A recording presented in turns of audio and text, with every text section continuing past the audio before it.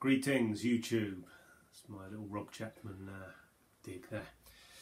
Guitar flipper here.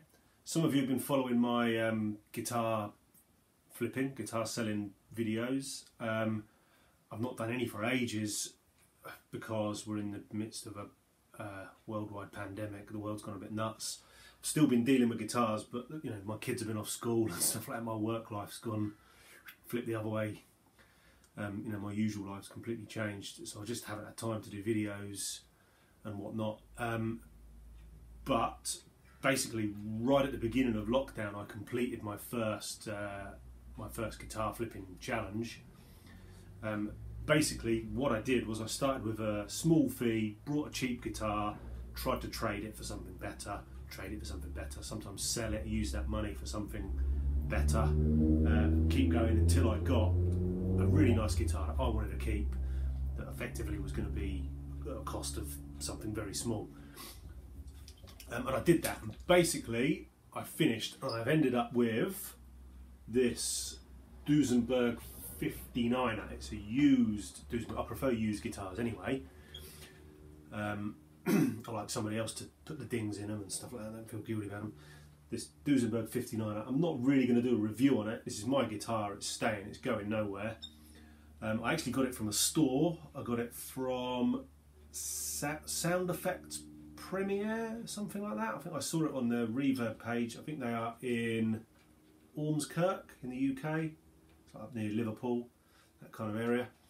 I got it, yeah, got it from a store. So I mean, this one, in effect, I paid full price for, but the money and the guitar I traded for it was from ill-gotten gains, if you will. So, I'm going to tell you, I'm not going to do a review of it. You know, I think it's a lovely guitar. I love it to bits, and it's going nowhere. Some of the guitars that I'm going to talk about, I did videos for. They're all on the Reverb page and stuff like that. I'm going to put pictures up of them here. Maybe not all of them on the Reverb page, I don't know. But anyway, basically, I started with a Mexican Strat. I paid £310 for a Mexican Strat. They were local. The person wanted, I think they'd lived under their bed for 10 years or whatever, you know, for years. They wanted to decorate their house, something like that. So that, you know, they weren't playing guitar anymore. Gave them 310 quid for it. They were really happy. That's a lot of pots of paint or whatever they were doing with it. Lots of rolls of wallpaper.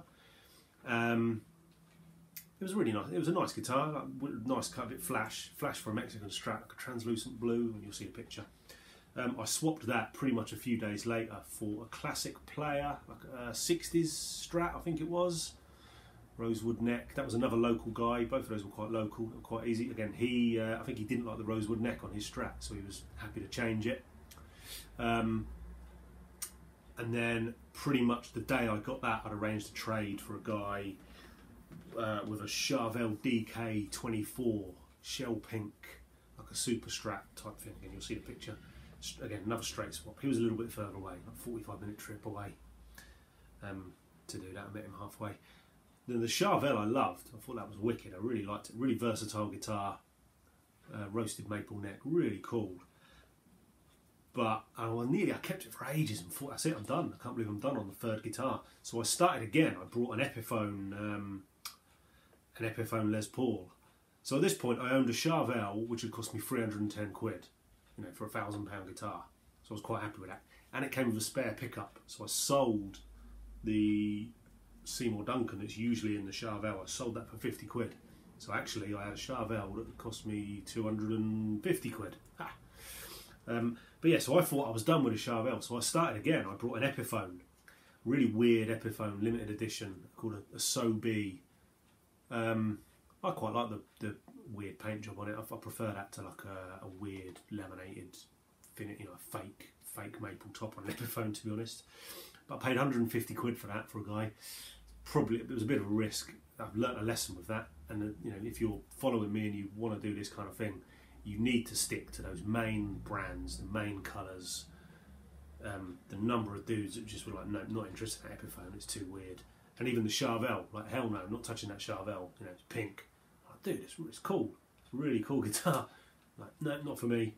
But yeah, so I brought this Epiphone for 150 quid, and I thought I was going to start again. Then the realisation that this Epiphone was going to be hard to shift was like, okay, maybe I'll start with something else. But in the meantime, I sold the Charvel. I got 600 quid for the Charvel. In effect, 650 because of the pickup as well. So I was up a little bit. I think I'm up about 385 quid and currently own an Epiphone. So, you know, my initial outlay, I've got 385 quid in my pocket and a free Epiphone, basically. I was quite happy with. Then I found a PRS S2, fairly local, about a 40-minute drive away. It was an S2 Custom 24, I think. I mean, the reason this was so cheap, it was battered. But really a bit of a clean up. I gave the guy $350 for it. I think he wanted something else, and then within a couple of days I'd swapped that for this Bordier Roadster. Really cool guitar.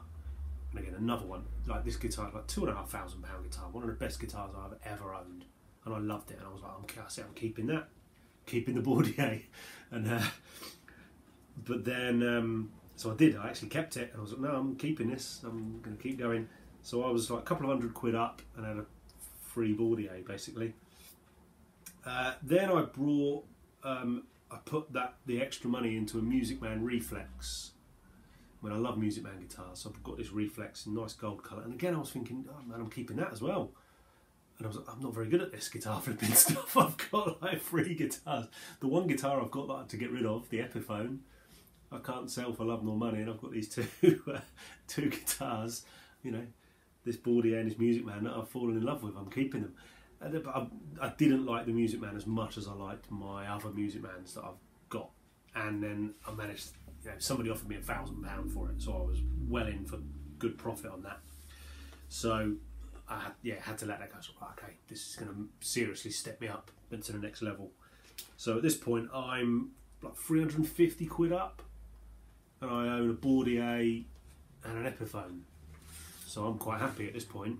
Then Squire Classic Vibe Strat I got for 175 with a hard case. I mean, most of these guitars I've restrung, cleaned them up. A couple of them came in absolutely spot on. I think this Squire came in, didn't even change the strings on it, didn't even bother doing proper ads. I don't think. I just put it, you know, like put it on one Facebook page, one Facebook group, and it was gone by like the next day. So I sold that for $250 and kept the hard case back, which I've actually still got. So I'm now 400 odd quid up and got the Epiphone and got the Bordier. The Epiphone sold for like 195, so I made about 45 quid on it. So, but that's, you know, again, still making on it. But I got my fingers burnt a little bit there. I think I learnt my lesson.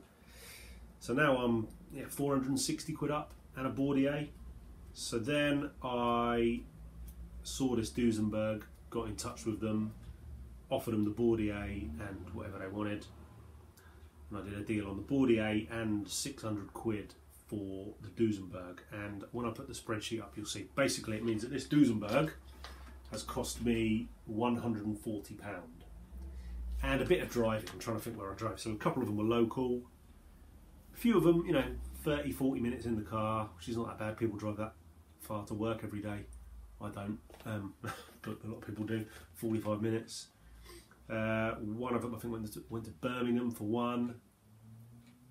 A few of them I posted. I think the Music Man came to me in the post, and I posted it out. The Duesenberg came to me in the post, and they picked up the Bordier. But yeah, so, you know, not far. So I've got the this Duesenberg. It's a wonderful guitar.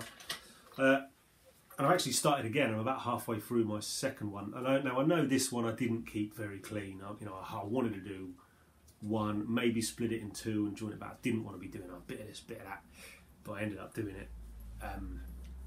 But yeah, the one I'm doing now, which I will finish fairly soon. I might be finished already. I'm not sure. I've got a guitar that I like.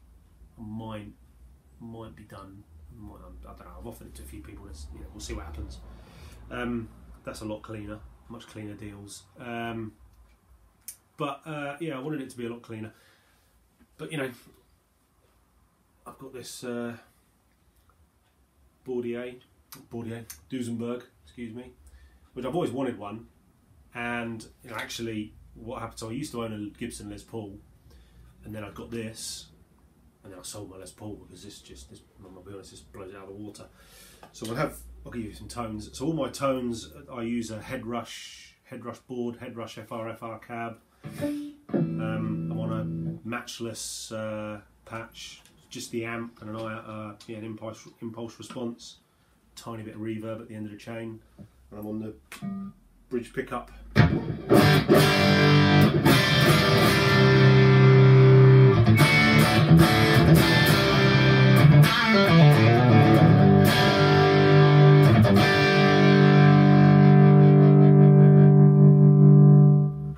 Deluxe, love it.